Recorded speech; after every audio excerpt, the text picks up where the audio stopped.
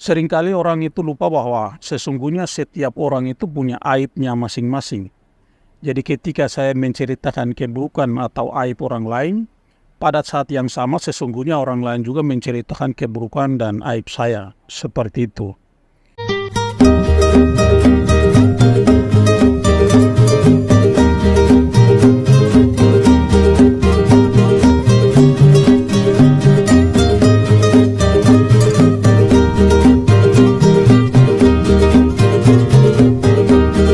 Kita sedang berada pada pertengahan tahun 2023.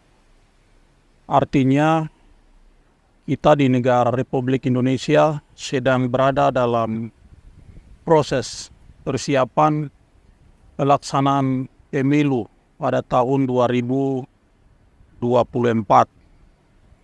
Sebagaimana kita ketahui dan sebagaimana biasanya terjadi dalam persiapan pemilu, pada saat ini banyak kegiatan atau aktivitas yang berkaitan dengan pemilu yang sedang dilaksanakan oleh berbagai pihak. Entah penyelenggara, misalnya KPU atau Bawaslu, maupun peserta, yaitu partai politik maupun secara perorangan bagi mereka yang ingin berpartisipasi untuk mencalonkan diri sebagai anggota legislatif maupun juga sebagai anggota DPD RI.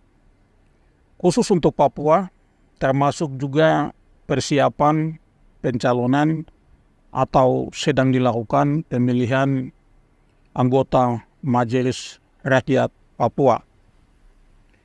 Persiapan-persiapan yang sedang terjadi seperti ini adalah hal yang wajar saja yang selalu terjadi selama ini.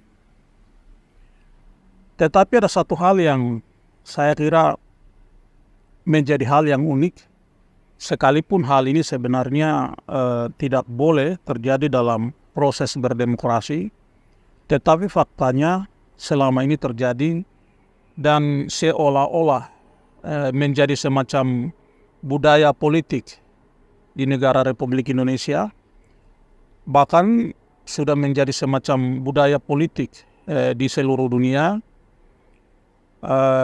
yaitu terjadi berbagai fenomena di mana antar pihak yang ingin berkompetisi dalam proses pemilihan ini seringkali terjadi dalam tanda kutip boleh kita sebut sebagai pertempuran atau peperangan. Persaingan semacam ini adalah hal yang wajar karena memang sejatinya pihak-pihak yang ingin bersaing itu harus ada pertarungan atau pertandingan. Tetapi dalam kompetisi demokrasi, pertarungan itu seharusnya dilakukan dengan cara yang baik dan damai. Karena salah satu syarat utama dalam berdemokrasi adalah proses berdemokrasi itu harus dilakukan dengan cara-cara yang baik dan damai. Tetapi seperti tadi saya sampaikan bahwa yang jadi masalah adalah kompetisi itu dilakukan dengan cara-cara yang tidak benar atau menyimpang dari nilai-nilai demokrasi dan menyimpang dari nilai-nilai atau aturan-aturan yang dibuat untuk mengawal proses pemilihan secara demokrasi itu.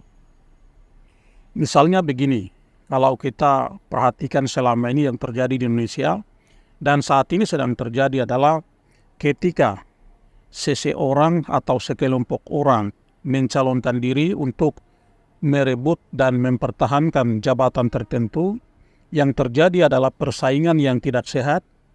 Misalnya, yang sudah menjadi kebiasaan kita adalah orang cenderung saling mengungkap dan menyebarluaskan aib orang lain yang menjadi katakanlah lawan politik.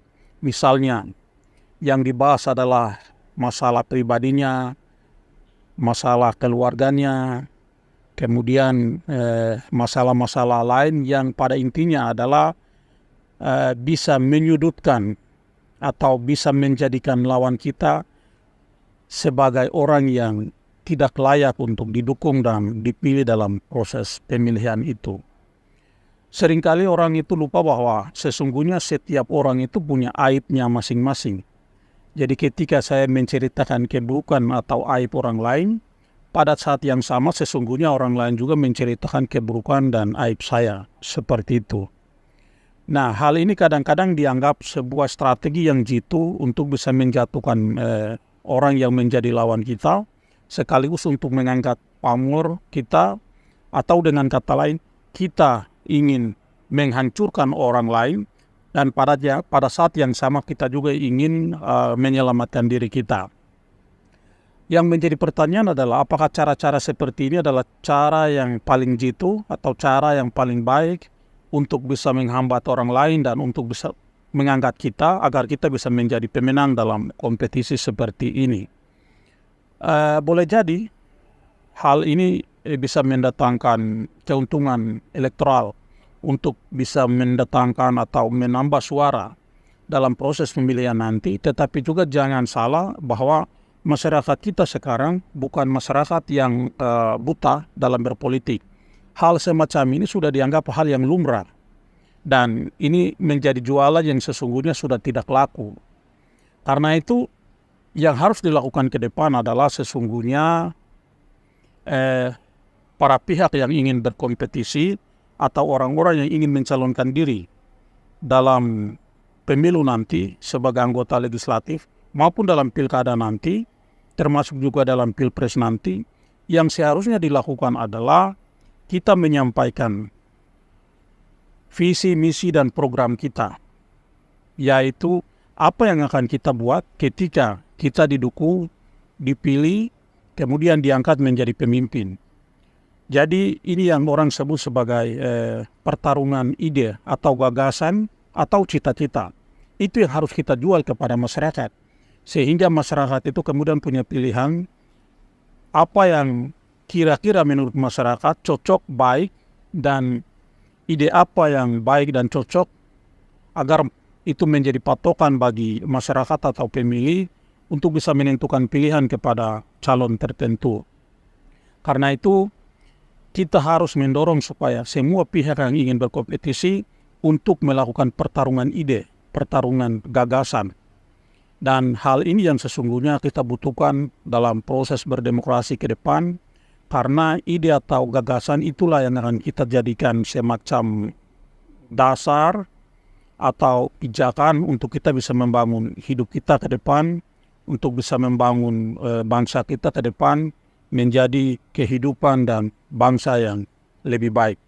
Karena itu, marilah kita melaksanakan pemilihan umum tahun 2024 dengan cara yang baik, dengan cara yang benar, sesuai dengan aturan yang telah ditetapkan, dan tentu saja dengan saling menghargai antara satu sama lain, karena tidak ada alasan apapun yang bisa membuat kita terpecah belah, saling menghancurkan dengan proses-proses demokrasi seperti ini. Saya percaya dengan mengandalkan hati nurani kita dan mengandalkan akal sehat kita, kita bisa mempersiapkan seluruh proses pemilihan menuju tahun 2024 dengan cara yang baik dan benar, dan kita pun bisa mendapat hasil yang baik dan benar. Tuhan memberkati kita sekalian.